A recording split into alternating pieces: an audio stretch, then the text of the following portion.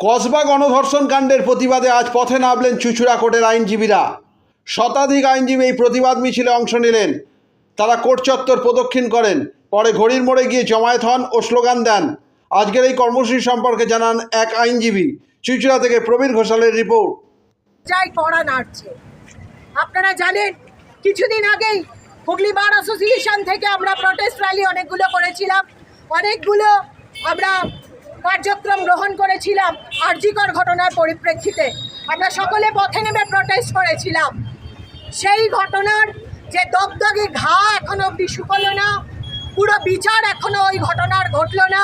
তারই মধ্যে আবার একটি ক্যান্সারের আকার নিল আইন কলেজের আমাদেরই মতো একটি মেয়ে, যে আইনের পড়াশোনা করছিল, প্রথম বর্ষের ছাত্রী, তাকে তার কলেজের মধ্যে নির্মমভাবে ভয় দেখিয়ে, বিভিন্ন রকমভাবে ভয় দেখিয়ে, হকি স্টিক দিয়ে মারার ভয় দেখিয়ে, খুন করার ভয় দেখিয়ে, ব্ল্যাকমেল করে তাকে ধর্ষণ করা হলো। এখন প্রশ্ন হচ্ছে যে এই পরিস্থিতি পশ্চিমবঙ্গে আগে কখনো ছিল না।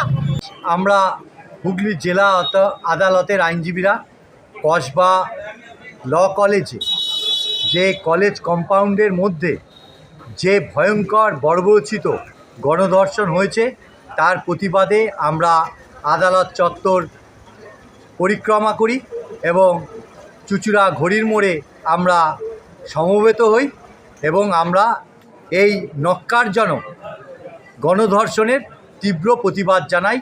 একজন আইনের ছাত্রকে আইনের কলেজের মধ্যে গণধর্ষণ করার জন্য।